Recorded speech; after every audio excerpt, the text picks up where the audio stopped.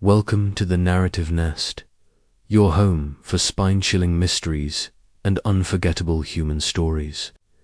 If you're new here, don't forget to like, subscribe, and share this video. Your support helps us bring more powerful stories to life. 20 years ago, a 6-year-old boy vanished without a trace after a tragic accident. Today, he returns to the very place he was born as a powerful businessman to unknowingly tear down, the only home his real parents have ever known. The morning began like any other in Brooksdale, a small blue-collar town tucked between the rolling hills of eastern Kentucky. The roads were cracked, the gas stations aged, and the air carried the scent of burnt oil and rusted steel. Life moved slow here, and no one expected it to change. Not really. Caleb Walker stood hunched under the belly of a 1998 Chevy Silverado, the rusted tailpipe just inches from his face as he tried to loosen a bolt that had been frozen in place by years of dirt and heat. His hands were already black with grease, sweat dotting his temples despite the cool breeze drifting in through the open garage door. He spat to the side and grunted. "Piece of junk," he muttered, twisting harder in the distance, down the alley. Behind the shop, he heard the soft pat-pat-pat of small shoes on gravel. He didn't even have to look up. He knew the rhythm by heart. "Mason," he said under his breath, and smiled. 6-year-old Mason Walker came into view a few seconds later, swinging a brown paper lunch bag in one hand and holding his tiny backpack over the other shoulder. His t-shirt was 2 sizes too big, his jeans had a rip at the knee, and his messy brown hair bounced with each step. "Hey, Daddy," he called, his voice always just a little too loud, too excited, as if the world was something to yell at with. Joy. Caleb slid out from under the truck and sat up, wiping his forehead with a red rag. "There's my boy. You get lost this time, or were you stopping to charm Mrs. Parker's dog again?" "I was racing a leaf," Mason said proudly, as if it were an Olympic event. "I think I won." Caleb laughed and held out his hand. "Let's see what Mama packed today." "Grilled cheese," Mason said, dropping the bag into Caleb's palm, "and a cookie." "But I already ate the cookie." "Of course you did." They shared a look that only fathers and sons understand, one that carried the weight of love, of protection, of a life built together with very little, but still enough. Caleb took a bite from the sandwich and watched his son skip over to the row of tires stacked in the corner. Mason liked to climb them like a jungle gym, pretending he was a pirate, or a knight, or a superhero, depending on the day. "You head straight back home after this, okay?" Caleb said. "Stay off 4th Street. That traffic's no joke." "I know," Mason groaned. "I'm not a baby." "You're still my baby," Caleb said, and Mason rolled his eyes in mock disgust.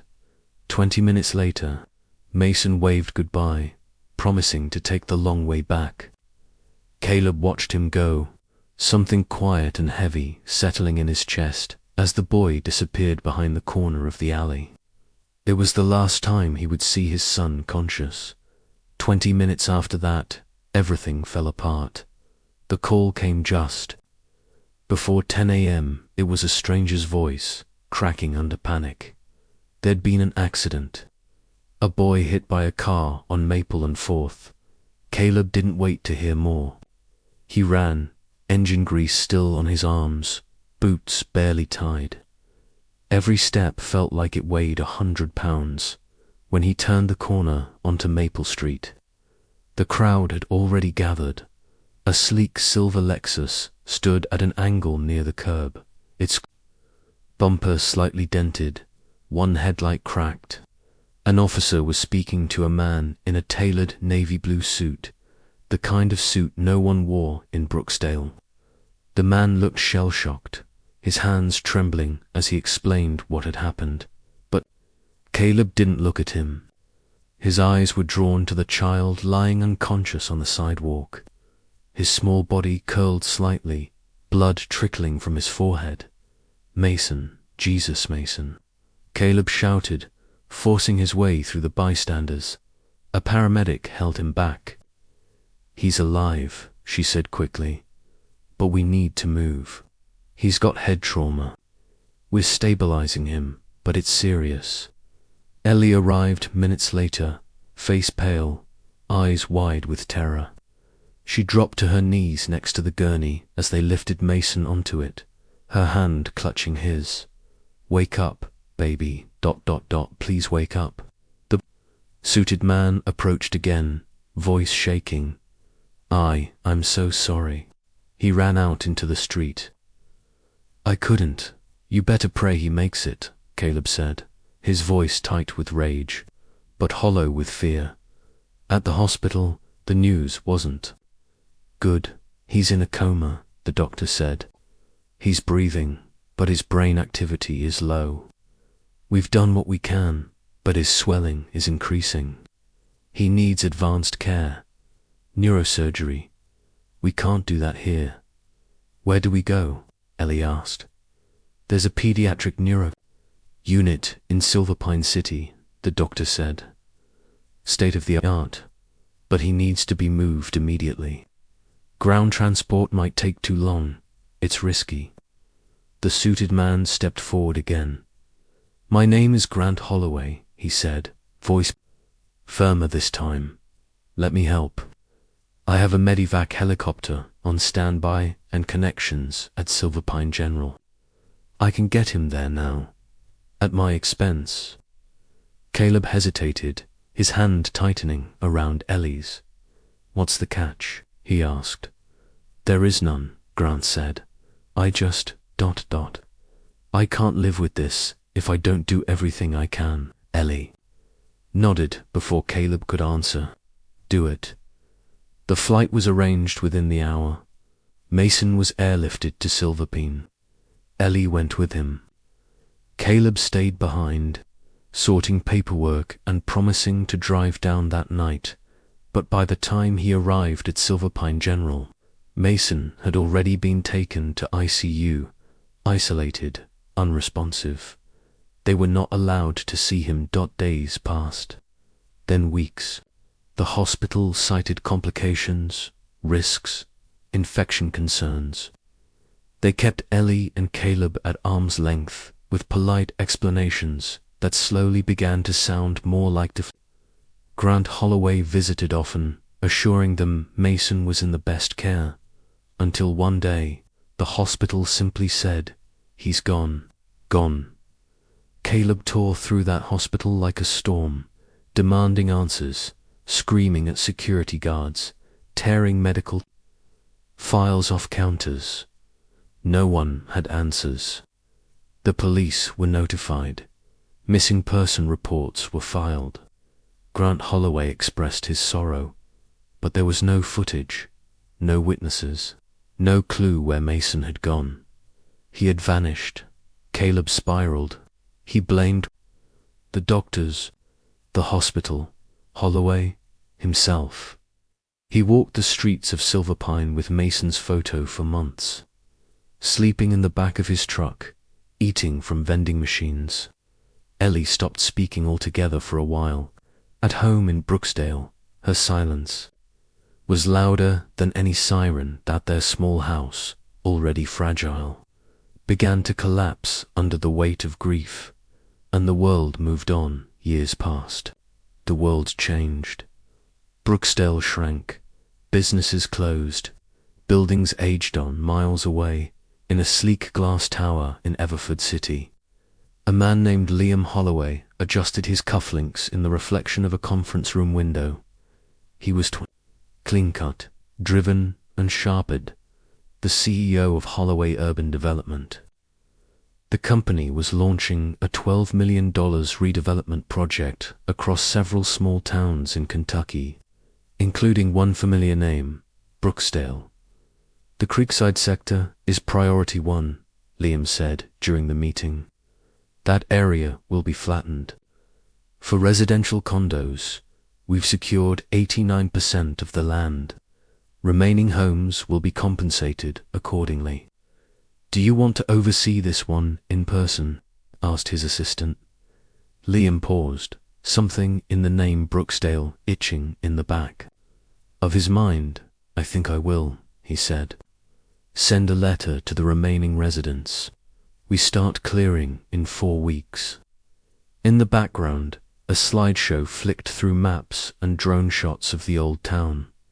Crumbling streets, rusted rooftops, slum-like homes, hanging on to memories more than structure, and among them, barely visible, a tiny house with a sagging porch and rusted mailbox, one that once belonged to Caleb and Ellie Walker. The rental car pulled onto the cracked pavement of Brooksdale's main road just as the afternoon sun dipped low over the rooftops.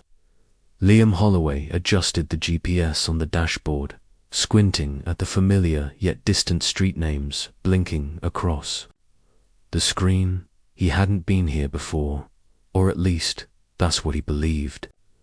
Yet something about the place, the way the trees curved over the road, the scent of distant wood smoke in the breeze, stirred unease in his gut.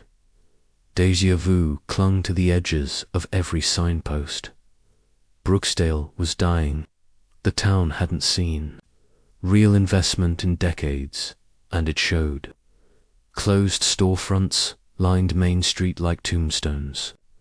The sidewalks were cracked and crumbling, weeds pushing through the seams. The people looked worn, not just from poverty but from being forgotten. Liam parked near a gas station that looked half abandoned and stepped out. His shoes clicked against gravel, far too clean for this town. A few locals watched him from their porches, eyes squinted with suspicion. He didn't blame them. He walked a block and stopped near the edge of the Creekside district. A row of shacks and rusted trailers formed the outer edge of the area. This was the land his company intended to reclaim, land the papers called blight and investors called potential. He called it opportunity. Or at least he had, until he stood here. Something in the air made it hard to breathe. "Sir," came a voice behind him. He turned. It was Troy Granger, his local field rep, a wiry man with dark hair, a phone always buzzing in his hand, and a half-smirk permanently on his face. "We've served notices to almost everyone," Troy said. "All properties cleared out or in progress except for that one." He pointed across the street. A small house stood there, wooden siding greyed with age, front porch leaning to one side, a rusted metal swing creaking in the wind. "Couple named Caleb and Ellie Walker," Troy said. "Older folks, real stubborn. Refused to sign relocation papers. Said it's the only place they have." Liam's eyes didn't leave the house. He felt a chill crawl up his back, though the air was warm. He didn't know why his chest had tightened. "Did we offer full compensation?" Liam asked. 3 times the assessed value," Troy said. "Still no. I'll talk to them myself." Troy raised an eyebrow. "Seriously, you want to go knocking on doors now? Sometimes you get more from a handshake than a letterhead." Liam replied. He crossed the street slowly, gravel crunching underfoot, the house looming larger the closer he got. It felt familiar, the peeling green paint on the front door, the tiny cracked window to the right. A storm door swung open as he reached a step. An older man stepped out, his grey shirt stained with oil, face weathered by years in the sun. His shoulders squared when he saw Liam. Behind him, through the screen, a woman stood silently, thin, pale, her arms crossed tightly over her chest. "We don't need no more offers," the man said. "You can go back the way you came. I'm..."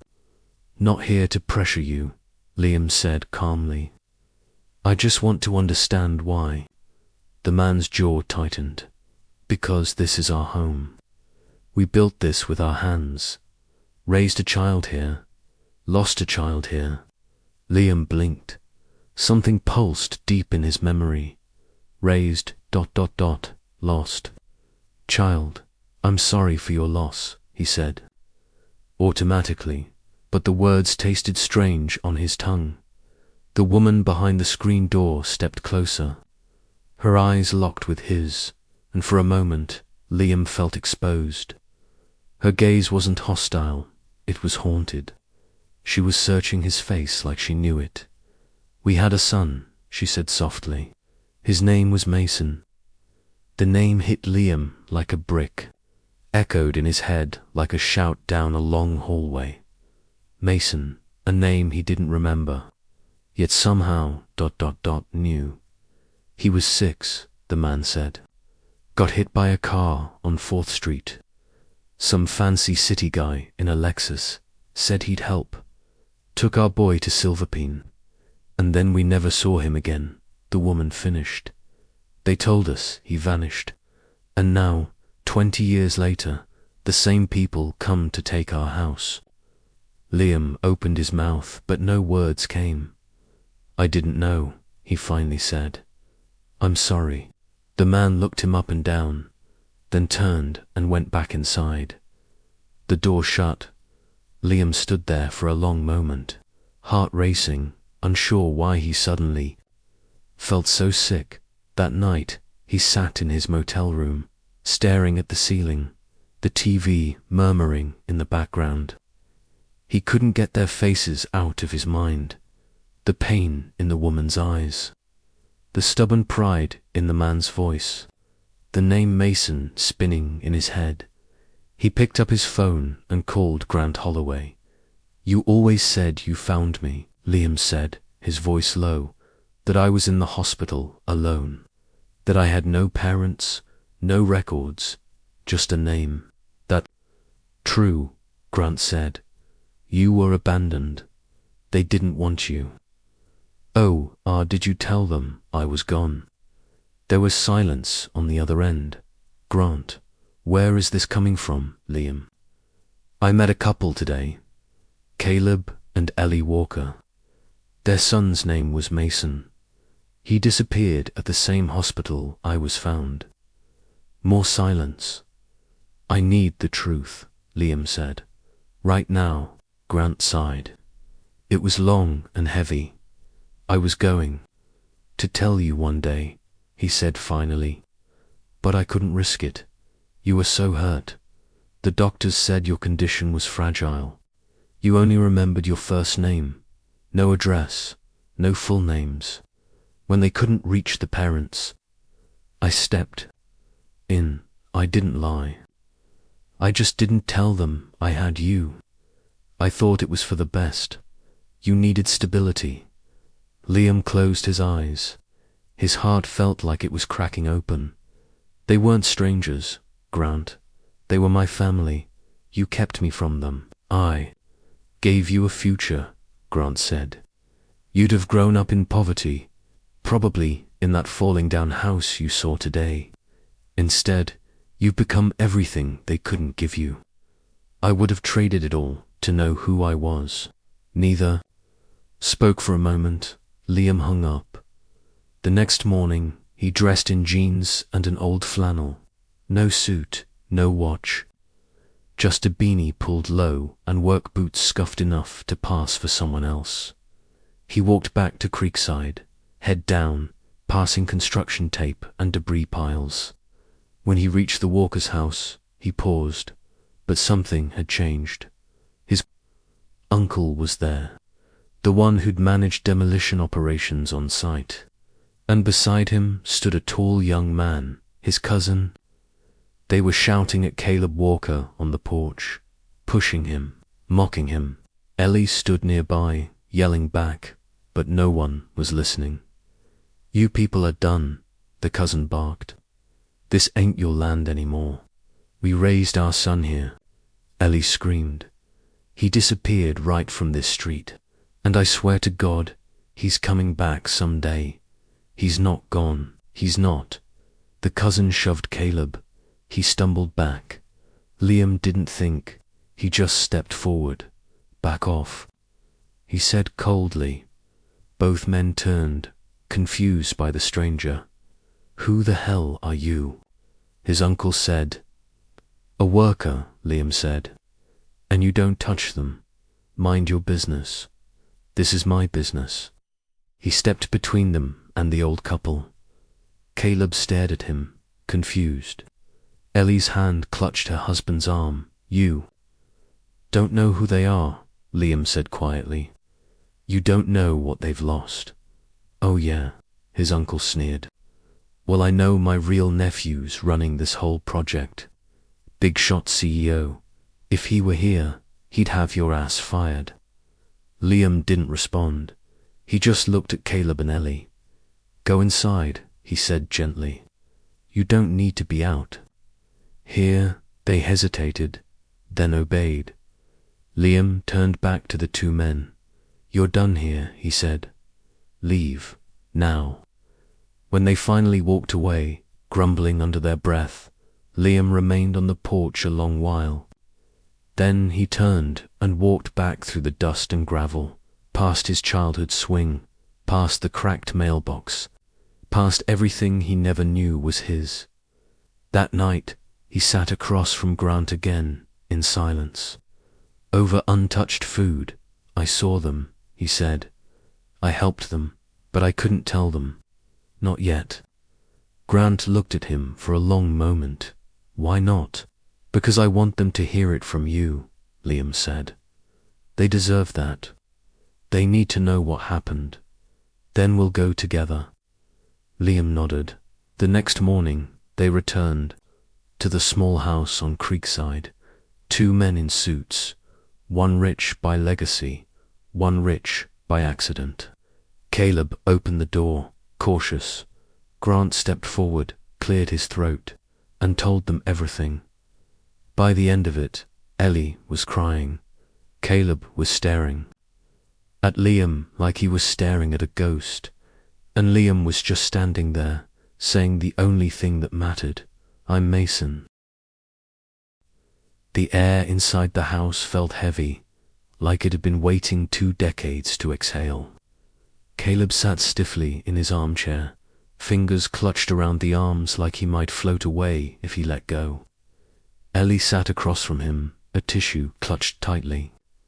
In both hands, her cheeks damp with tears that wouldn't stop. Liam Mason was on the couch, his hands resting in his lap, his head lowered. Nobody knew what to say. Grant Holloway stood awkwardly by the window, his normally unshakable confidence buried under the weight of the truth. I don't expect forgiveness, he said finally, his voice low. But I do want to say, I'm sorry. I didn't steal him. I didn't plan it. I was trying to help. You helped yourself, Caleb said, his voice raw. You saw a broken family and you turned it into an opportunity. Grant opened his mouth but couldn't argue. He just looked away. Ellie stared at Liam. Do you remember anything from before? I've tried, Liam said. I remember flashes, a porch swing, the smell of motor oil, a red toy truck. But it's like trying to hold water in my hands. The tighter I grip, the faster it slips away. Ellie nodded slowly. That red truck, ... It was your favorite.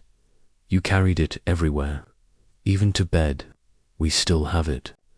She stood and left the room, her steps slow and unsure. She returned a minute later with a small wooden box. Her fingers trembled as she opened it, revealing a worn, faded red toy truck with chipped paint and one missing wheel. She held it out. To him, Liam stared at it like it was a photograph from another life. He reached out and touched it, then took it into his hands. It was real. It was his. The room was silent. I don't know how to be your son, he said softly, But I want to try. Ellie burst into tears. Caleb looked away, his jaw tight, his eyes rimmed red. You don't need to try anything, Ellie said. You are our son. You always have been. It wasn't your fault. Liam nodded. Then, let's start from there. Outside, the construction trucks rumbled in the distance, preparing to flatten everything this family had ever built. Later that night, Liam sat alone on the back porch of the small house, looking up at the stars. He couldn't remember them, but it felt like he had once watched these same constellations as a child, swinging on a rusty frame, barefoot and laughing. Somewhere inside, something was beginning to thaw. He heard the door creak behind him. Caleb stepped out. He didn't say anything at first, just lit a cigarette and stood beside him. I didn't think I'd ever see you again, Caleb said. Didn't think I wanted to. Liam didn't look up. Do you now? I don't know, Caleb said honestly. You left as a boy. You came back as a stranger, but you defended us. You came back when you didn't have to. That counts for something. I think I always felt the pull, Liam said. I just didn't know what it was. Caleb nodded. You're gonna find a lot of things you don't know. Some'll hurt. Some'll help. You ready for that? Liam looked at him. I think I have to be. The following week, everything changed. Liam pulled out of the demolition project. Just killed it, flat out. Cited environmental concerns and community displacement. The investors were furious. Grant tried to convince him to delay the decision, spin it into a phased redevelopment with community incentives. Liam wouldn't budge. No condos, he said. No office parks. We're not building on bones. He announced a new initiative instead, one to preserve the Creekside area as a historic and cultural site. His company pledged to fund repairs to aging homes, offer employment opportunities to locals, and create a new community center in place of the abandoned auto shop nearby. But not everyone was happy.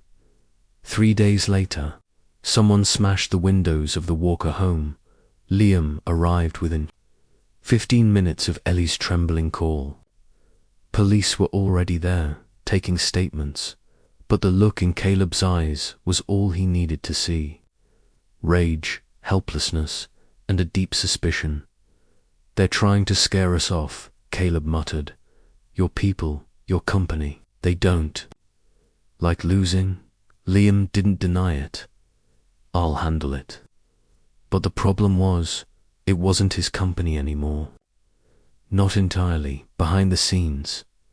A group of senior partners, including Grant, had begun questioning Liam's judgment.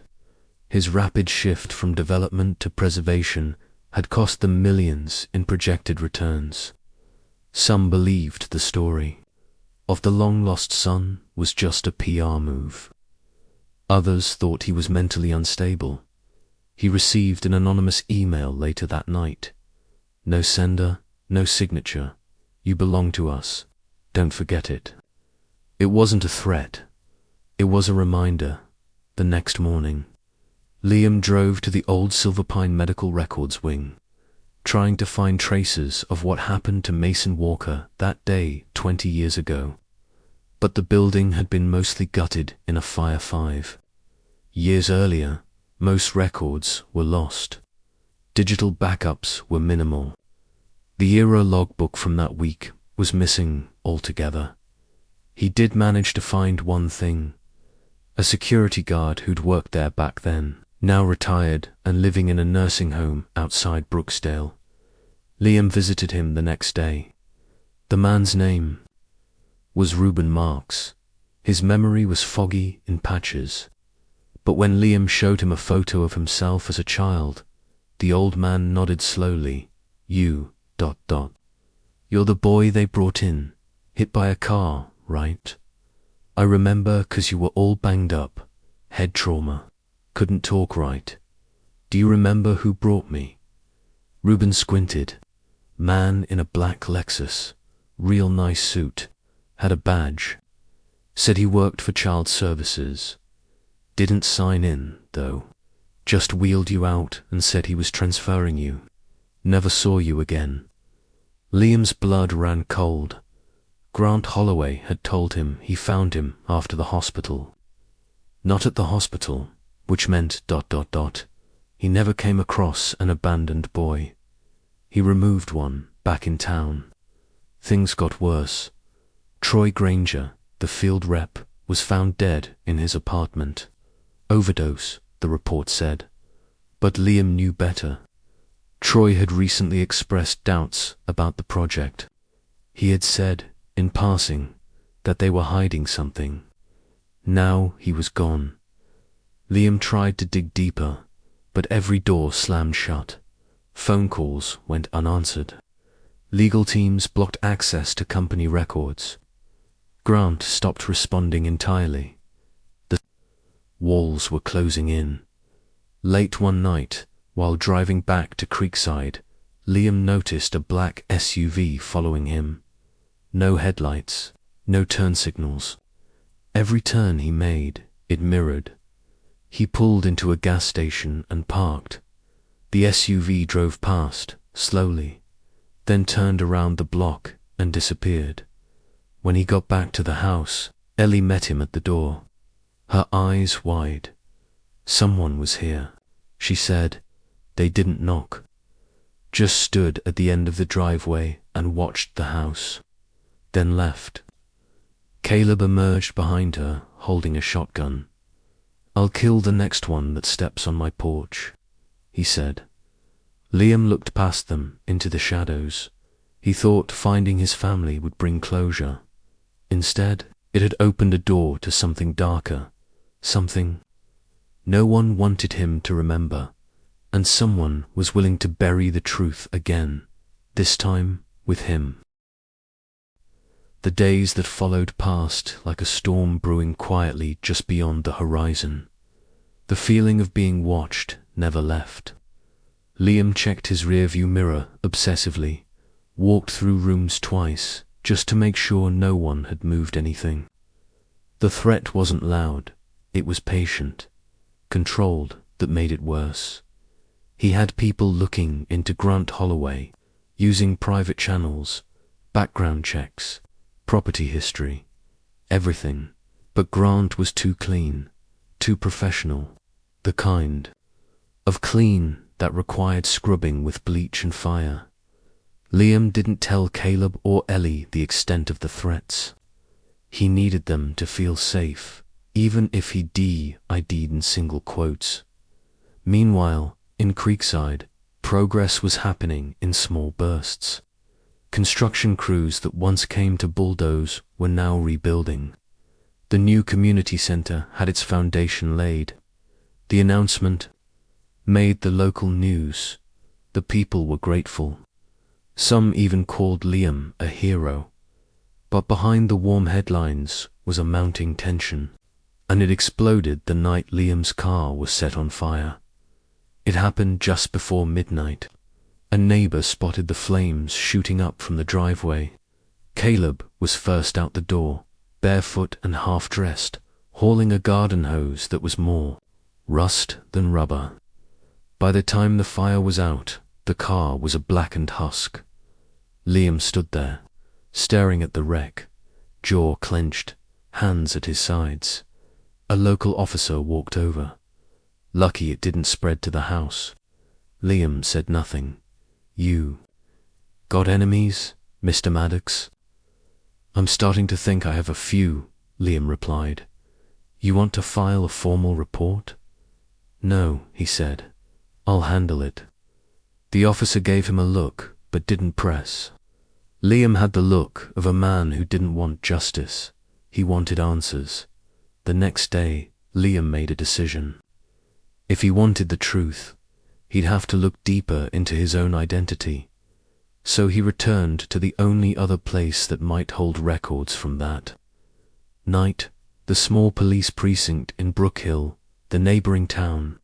It had merged files with Silverpine's old system years ago. He hoped something had slipped through the cracks. The desk clerk, a grey-haired woman named Millie, smiled when he explained the situation. "Well, records that old aren't digital," she said. "But we do have some microfilm archives. If you're willing to dig." "I'm willing." 3 hours and dozens of reels later, Liam found it. A police report from 20 years ago, dated just 2 days after the night he vanished. The report detailed a missing child. Name: Mason Walker, age 6. Disappeared after a hit-and-run accident near Maple Avenue. Injured, taken by ambulance. Hospital confirmed his admittance. But then, no discharge record. No transfer. No record of child services being involved. Handwritten note was scribbled on the margin. Unexplained removal. No paper trail. Suspect: GH. Liam stared at the initials .G.H. Grant Holloway. Even back then, someone had suspected him. His stomach twisted. It wasn't just a cover-up. It was calculated. It had been erased from every angle. Hospital, legal, police. And yet someone had tried to flag it. Someone had known. He took photos of the document and left quickly, his mind racing. But someone was waiting for him outside. A man leaned against a dark sedan, sunglasses on despite the overcast sky. He wasn't holding a weapon, but the threat in his stance was unmistakable. "You should stop digging," the man said casually. "Excuse me. You heard me. The past is a graveyard. Dig too much, and you end up buried." Liam didn't respond. He just walked past him, unlocking his rental car. The man leaned in slightly. "Grant isn't your enemy, but if you keep making him one, you'll find out what it really means to lose everything." Liam got in the car and drove off. His hands were shaking. That night, he sat down with Ellie and Caleb and showed them the report. Ellie looked stunned, one hand over her mouth. Caleb muttered a curse under his breath. "I knew it. I always knew someone took you. They buried it. All of it," Liam said. Grant had help. He couldn't have pulled this off alone. There had to be people inside the hospital, maybe even law enforcement. "I don't know how deep this goes." Ellie was crying again. Why would he do this? Why steal a child? "Because he couldn't have one," Liam said quietly. "His wife, Margaret, she was never able to carry a pregnancy to term. I found out from old records. They tried for years. Adoption agencies turned them down because of Grant's business risks. So he took you," Caleb whispered. Liam nodded. He saw me bleeding in that hospital and decided to rewrite the story. He gave me a new name, a new home. And to him, it was kindness. "It was theft," Ellie said. "He stole our son." The silence that followed was thick and long. Finally, Caleb spoke. "So what do you want to do?" "I want to bring it all into the light," Liam said. "No more hiding." The next morning, he held a press conference. He didn't reveal every detail. Not yet. But he spoke openly about being a missing child, rediscovered. About how the Creekside community had been his real home, and how powerful people had tried to erase that truth. He pledged not just money, but accountability. He said names would come soon. Within hours, his company's stock plummeted by afternoon. Grant Holloway issued a statement distancing himself from Liam entirely. And that evening, someone broke into the Walker home. Caleb heard it first, the creak of the back door. He reached for his shotgun, stepped into the kitchen, and froze. A man in a ski mask was standing at the hallway entrance, holding a stun gun. Caleb fired. The man dove. The shot blew a hole in the wall. By the time Liam came, running, the intruder was gone, but not empty-handed. He had taken something. A file folder. The same one containing the police records from Brook Hill. Liam stood in the hallway, staring at the blown-out drywall, heart pounding. They weren't just warning him anymore. They were trying to erase the truth again, just like before.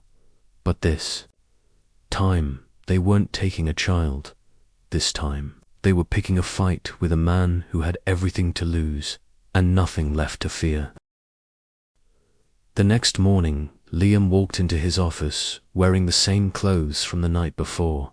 His hair was uncombed, his eyes bloodshot, and his face unreadable.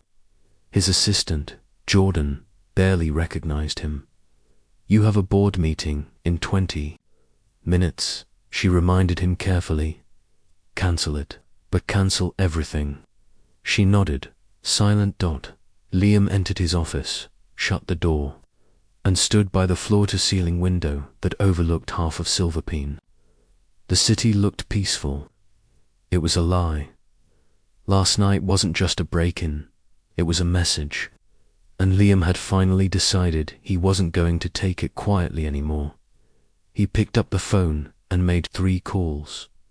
One to a cyber investigator he'd used in the past for corporate leaks. One to a private security consultant who once worked for Homeland. And one to an old friend, Thomas. Vic, a reporter with no allegiance to anyone but the truth. Each conversation was short and to the point. "I want you to help me dig." He wasn't just looking for evidence now. He was going to build a timeline, a narrative, something public and bulletproof. Because the second he revealed the truth, they'd try to silence him for good. The first lead came from Thomas. "You remember that note on the police report? The initials GH. Of course. Well, guess who wrote it?" "Who?" "A young officer named Michael Groves. 2 years later, he was forced to resign. There were rumors about a false misconduct charge. His file was sealed. You think Grant had him removed?" "Maybe, but get this. Groves now lives off the grid. Bought a cabin near the lakeside upstate. No phone, no internet.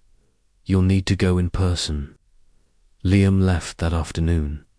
The road out of Silverpine turned to forest quickly. By sundown, he found the cabin, small, hidden by thick pine trees. With smoke curling from the chimney, Groves opened the door before Liam even knocked. "You're the boy," he said. Liam froze. "You know me. I saw your press conference. You look like your mother." They sat inside by the fire. The cabin was sparse but neat. Groves handed Liam a cup of coffee and sat down opposite him. "I knew something was off that night," Groves began. "The hospital didn't log the kid's release. No paperwork, just vanished. Then, 2 days later, I get pulled into a room with 2 suits. One was legal, the other, I think he was with Child Protective Services. They told me to stop asking questions. Said the boy had been placed, but I couldn't find a record of any placement. So I made the note. They found out. Yeah, a few weeks later, I was accused of tampering with evidence in another case. It was bogus, but I didn't fight it. I saw what they could do. Why didn't you come forward later? I tried, but no one wanted to touch it. Holloway was untouchable, and eventually I just ... gave up. Liam nodded. I won't. He returned to the city with Groves' testimony recorded on a flash drive. The second piece fell into place 2 days later from his cyber investigator. You were right. Someone tampered with hospital records from 20 years ago. But they missed a backup, A diagnostic log showed a patient with the name Mason Walker entered through emergency services, and someone with administrative level clearance deleted it manually 3 days later. Who? A woman named Darlene Mitchell. Guess who she worked for before that? Grant. Yep, his law firm. She left the hospital shortly after, moved states. But here's the kicker. She received a wire transfer from a Holloway shell company 6 months after she left. Large sum, off the books. It was damning. And it was more than enough. Liam sent the evidence to Thomas Vick. 2 days later, Thomas published a feature article on one of the biggest independent news sites in the country. The title was simple: The Boy They Stole, a CEO's True Identity. And the billionaire behind it. The article went viral in less than 12 hours. Social media exploded by nightfall. National outlets were picking up the story. A hashtag began trending. Hashtag Justice for Mason. Liam's phone rang non-stop. Support, hate, threats, praise, and then a knock at his door. Ellie opened it. Grant Holloway stood there, dressed impeccably as always. But this time, the control was gone. His expression was hollow. Rage, shame, fear. Liam couldn't tell. "May I come in?" Grant asked softly. Liam didn't answer. He just stared. Finally, he moved aside. Grant stepped into the living room where Ellie and Caleb sat, stiff and cold. I don't expect forgiveness," Grant began, "but I wanted to speak before this goes further." Liam remained standing. "You had years to speak.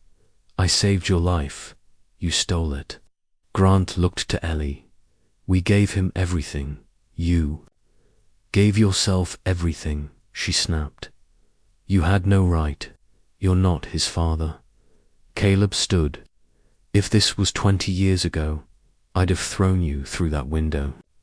Grant's voice trembled. Margaret was dying. She couldn't bear the grief of losing another pregnancy. "When I saw Mason in that hospital, bleeding, abandoned." "He wasn't abandoned," Ellie shouted. "We were outside, begging to be let in. You didn't try to find us," Liam said quietly. "Not once.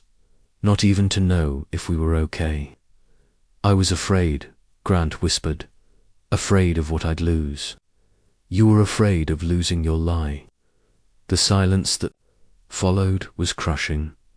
Then Grant handed Liam an envelope. "What's this?" "Evidence. Names. The people who helped cover it up. Some of them are still in power.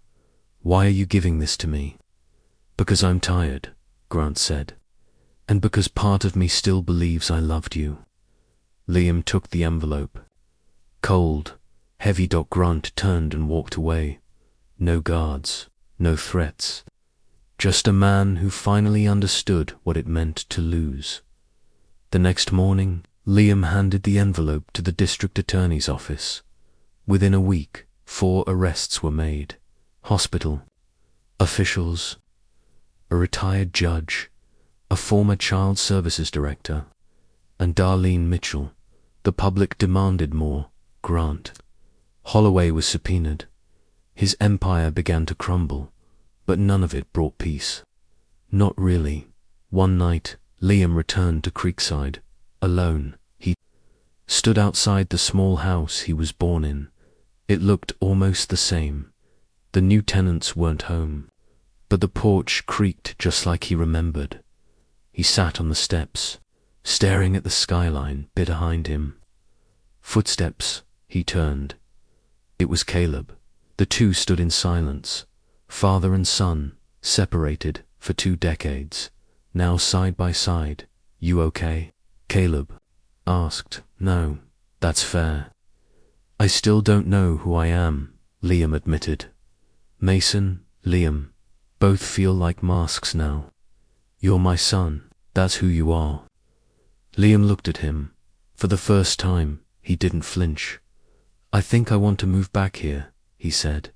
Not to hide, but to build something real. Caleb smiled. Then we'll build it together. They shook hands, and this time it meant everything. It had been 3 weeks since the story broke. Silverpeen was no longer the sleepy town where secrets stayed buried. It had become the eye of a national storm. Reporters, investigators, political vultures, and human rights groups swarmed the city. The Holloway Foundation had suspended operations. Board members resigned. Lawsuits stacked up like unpaid bills. But through all of it, Liam, or Mason, as he now publicly went by, remained calm. He had retracted his name from the Avalon Heights redevelopment. In a press conference, he'd declared the land would be turned into a community housing project with no evictions. The crowd outside the slums had cheered when he said, "I was born here.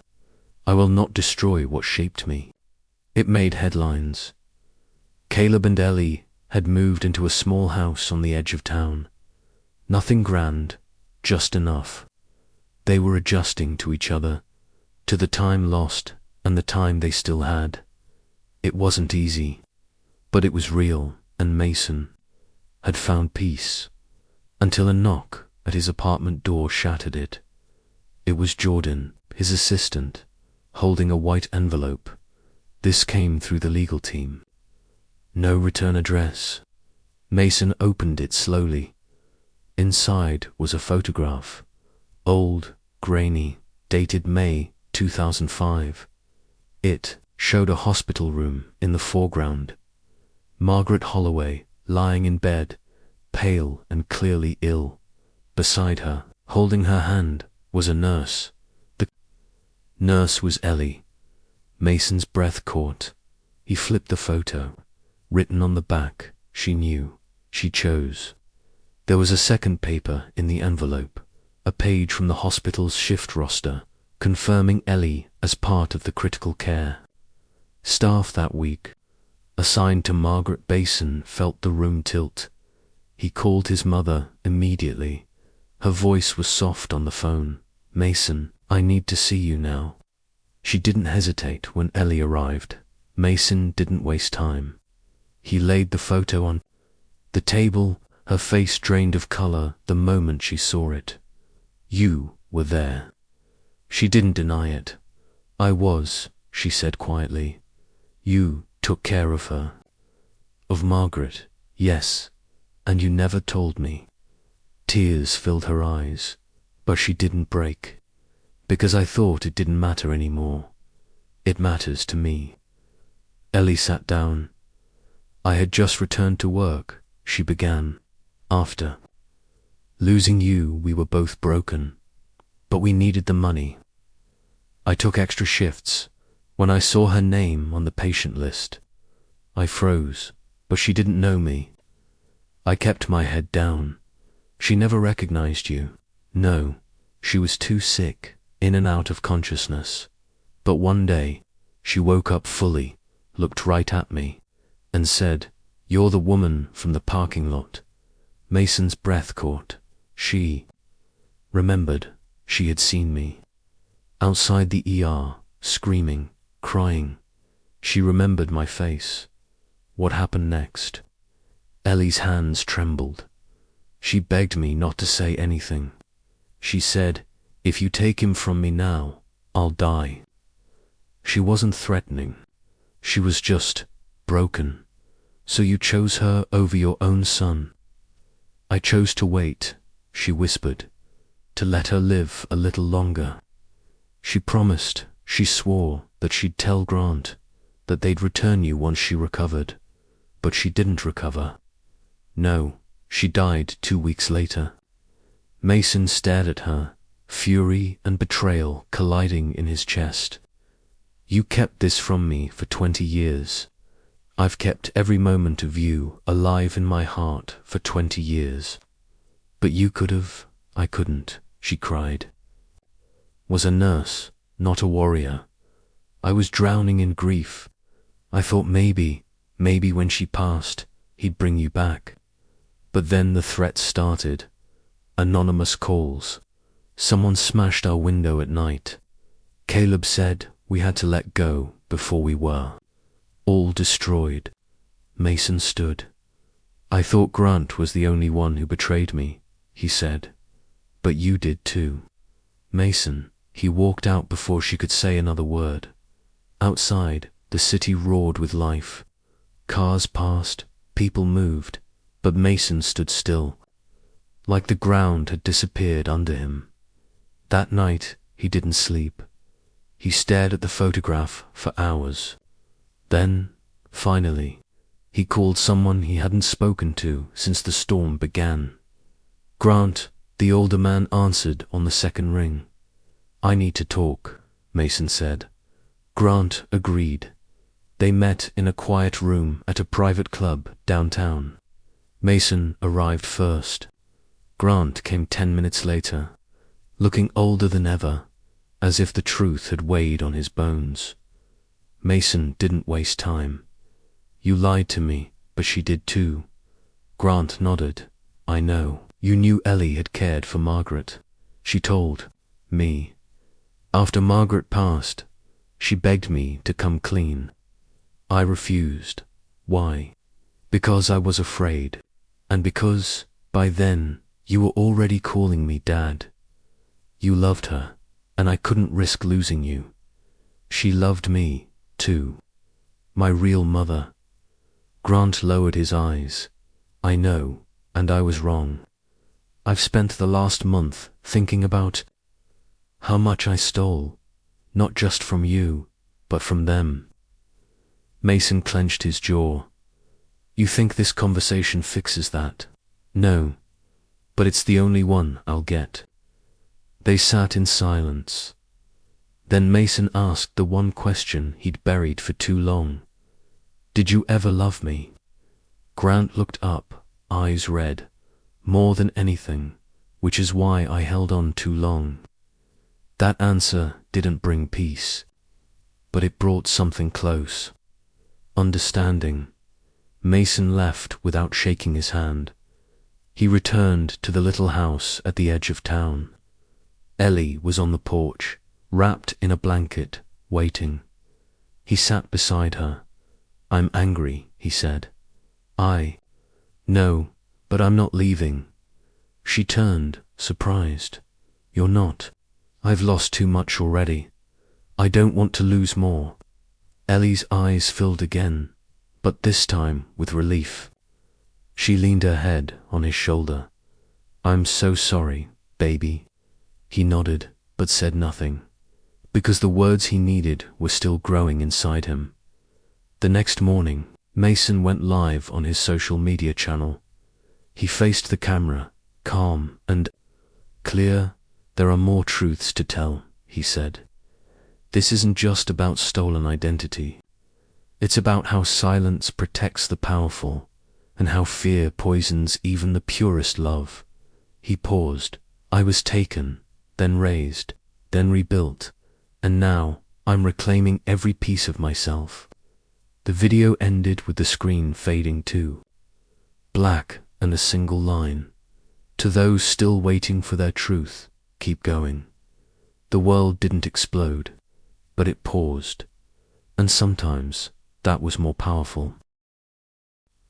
Silverpine felt different now. The air wasn't quieter, it was heavier. Like every corner of the town had started carrying secrets of its own. Liam, now Mason to most of the world, found himself moving through the city like a man half remembered. Some people offered him hugs, others whispered behind his back, but everyone looked at him like he was part hero, part lie. The press wouldn't leave him alone. Stolen, son of steel magnate, demands justice. From slums to skyscrapers, the Holloway air speaks out. Where was his real family all these years? That last one stung the most. Ellie stopped reading the headlines altogether. Caleb tried to shield her from the worst of it, but even he couldn't stop the rumors. At the hardware store where he worked, People asked questions too boldly. Some offered sympathy. Others looked at him like he'd sold his son for cash. No one cared about the truth. Meanwhile, Grant Holloway's empire was crumbling. The federal investigation expanded. More names came forward: domestic workers, drivers, and other employees who claimed they had seen things, suspected things, but stayed silent. Grant's lawyers were scrambling. His legal team leaked statements claiming he acted out of grief, provided a safe home, and never intended to deceive. But the law didn't care about intent, only proof. And proof was piling up fast. That week, Mason received a subpoena. He'd have to testify in front of a grand jury. The date was set. The media frenzy would only get worse. He kept quiet about it. Instead, he spent his days working at the Avalon Project. The redevelopment plan had changed. Now it would become a non-profit housing complex, co-managed by the city and local community leaders. Mason had donated millions of his personal fortune to the cause, but every time he walked past the narrow street where he'd once played stickball as a kid, or the bus stop where Ellie said she waited every afternoon hoping for news, something twisted in his chest. One evening, after a long site meeting, Mason sat alone in his temporary trailer office, surrounded by architectural plans and legal documents. The sun dipped below the horizon. He leaned back, closed his eyes, and exhaled. Then, a knock. He opened the door, expecting one of the interns. Instead, an unfamiliar man stood there, mid-40s, thin, nervous, wearing a faded baseball cap and holding something in his hand. "Can I help you?" Mason asked. "You're Liam, I mean, Mason Holloway." "Yes, I think we need to talk." The man handed him an envelope. Mason took it, wary, and looked at the name scribbled on the front: Alan Booker. "I used to work at Lakeside Medical," the man said. "I was in parking security back in 2005. Mason felt his stomach lurch. "What's this?" "I saw your story. I recognized the family, and I've been holding on to something for 20 years. Mason opened the envelope. Inside was a photo, old and slightly damaged, but clear. It showed the hospital entrance. A woman, Ellie, crying and being held back by 2 guards. Behind her, a man in a suit rushing away with a child wrapped in a blanket. "That's the night," Alan said, voice trembling. "I was working the shift. I remember she screamed that someone had taken her baby. We tried to stop the guy, but someone high up overruled us, said it was a custody dispute." Mason stared at the image. It wasn't just evidence. It was truth, Alan continued. No one believed her. They made her sound crazy. She tried to come back the next day, but she'd been blacklisted. They threatened to fire anyone who talked to her. "Why are you giving this to me now? I lost my job 6 months later. Wrongful termination. I think it was because I talked too much. I've been carrying this ever since. But when I saw your face on TV, I knew I had to." Mason nodded slowly. This could change everything, or at least let people see what she went through. He paused. "One more thing," Alan said, pulling out a small audio recorder from his jacket. "I kept this too. I had it running in the booth that night. I didn't even realize until I played it back later." Mason took it carefully. "What's on it?" Alan looked him in the eyes. A woman begging the world to believe her.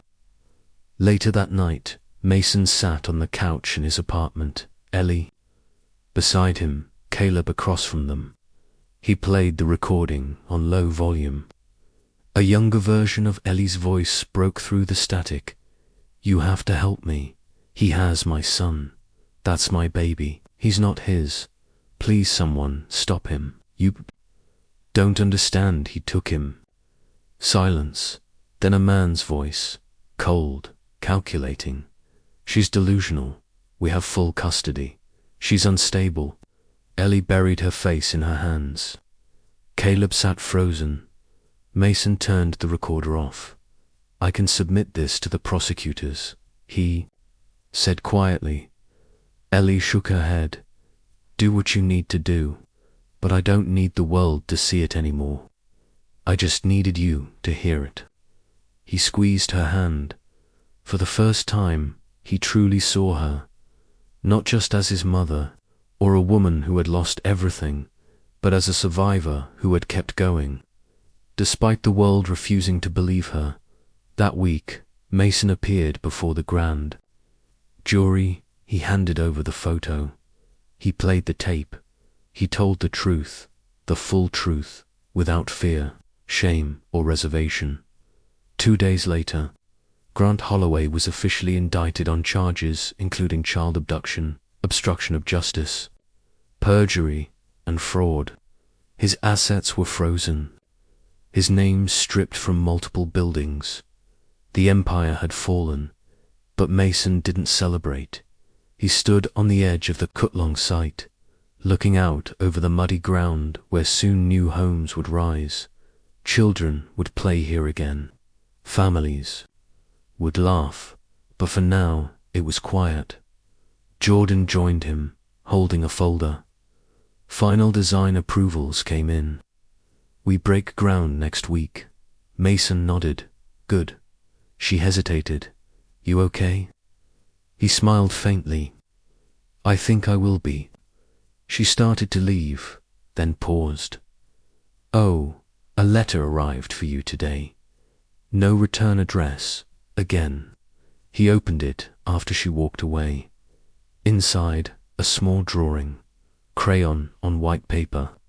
A boy holding hands with 2 tall figures, a man and a woman standing in front of a tiny house with a red roof dot in the corner. Home, finally. No name.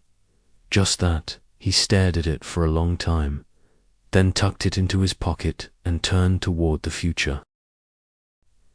A year passed. Silverpine wasn't the same anymore. It wasn't just the buildings that had changed, though Avalon now stood where the condemned slums once sprawled, its smooth walls painted in soft colors, its windows glowing warmly at night. But the people too. The stares were different now. They were no longer suspicious or pitying. They carried something else. Respect. Mason Holloway, once known as Liam Ellis, had become more than a headline. More than a lost boy. He was now the man who built homes where bulldozers once threatened to erase memories. He hired locals, paid above minimum wage, gave scholarships, funded a community clinic named Ellie's Corner. People stopped calling it charity, they called it justice. Still, not every wound heals quickly. Ellie often woke up at night, confused and searching for a child's voice in the dark. Caleb still couldn't bring himself to look at baby pictures, and Mason, for all his success and strength, kept a photo in his wallet, a blurry print of his mother, taken outside the hospital 20 years ago, screaming for help no one offered. Some scars are meant to stay. They remind you who you are. On the first anniversary of the project's completion, a large community event was held at the Avalon Center. Food trucks lined the street. A band played near the garden. Kids ran between picnic tables, and the air smelled like fried dough and summer grass. Ellie and Caleb sat beneath a large canopy, greeting familiar faces, people from the neighborhood, distant relatives, a few social workers from the past who showed up quietly and respectfully. Then Mason arrived.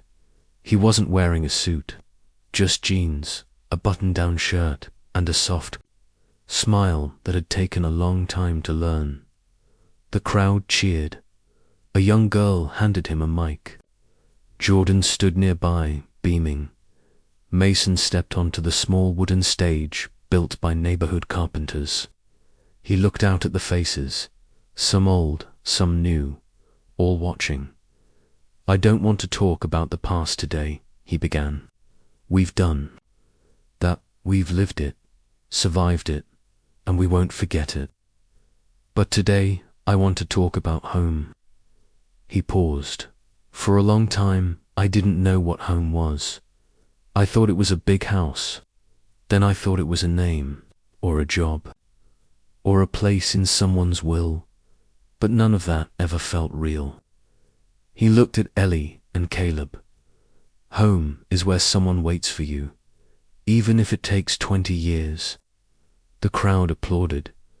But home isn't just a destination, it's something. We build together, like this neighborhood, these streets, these families." He turned to the children gathered in front. "I hope none of you ever have to go through what I did. But if you ever get lost in any way, I hope you remember that there's always someone waiting to take your hand. That's what this place is now, a promise that we won't let each other vanish again." As the crowd rose in applause, Ellie wept openly for the first time in public. Caleb held her hand, staring at his son, now a man with quiet awe. Later that evening, as the party thinned out and the sun painted the rooftops golden, Mason sat on the porch steps of the new home he had built for Ellie and Caleb. They still insisted on working. She baked pies for the cafe across the street, and he fixed cars at a local garage. But now they did it on their own terms. "I never thought I'd live to see this day," Caleb said, sipping sweet tea. "You turning speeches into poems." Mason chuckled. "I had a good editor," Ellie smiled. "Your real gift isn't talking, son, it's listening. You always listened, even when you were small." They sat in silence for a while, watching neighbors laugh across the courtyard. Then Mason said, "There's one more thing I've been thinking." Ellie raised an eyebrow. "Oh, I want to legally change my name back." Both of them froze. "Proud of the work I did as Mason Holloway, but I think it's time I finish my life as Liam Ellis." Caleb wiped his eyes. "You have no idea how much that means." Ellie took his hand. "You were always Liam, even when the world forgot." Within a few weeks, it was official. Liam Ellis returned, not just in name, but in purpose. He used his connections to create a non-profit focused on reunifying families separated through illegal adoption, hospital corruption, and bureaucratic injustice. He worked with lawyers, investigators, and volunteers. His story opened doors that had long been sealed shut. Sometimes he visited those other parents, the ones who had no ending yet. He didn't promise miracles. He just sat beside them and listened. Sometimes that was enough. One fall morning, a woman approached him at a fundraiser in Boston. She held his book, a memoir titled Vanished, A Son's Return, and handed it to him for a signature. "My sister disappeared from a foster home in 1993, she said. They said she ran away. I don't believe it." He looked into her eyes. "Then let's start digging," he said. And they did, but that's another story. On the anniversary of his homecoming, Liam stood beneath the tree Ellie had planted in their new yard. It had grown tall now, its leaves thick and shade generous. Beneath it, a plaque read, "For those who were taken, for those who returned, and for those still waiting." The wind blew gently through the branches. Inside the house, Ellie laughed in the kitchen. Caleb was telling a story again about the time he built an engine out of scrap, just to prove a point. Liam heard it and smiled. He stepped back, leaned against the porch railing, and closed his eyes. He wasn't lost anymore. He was home.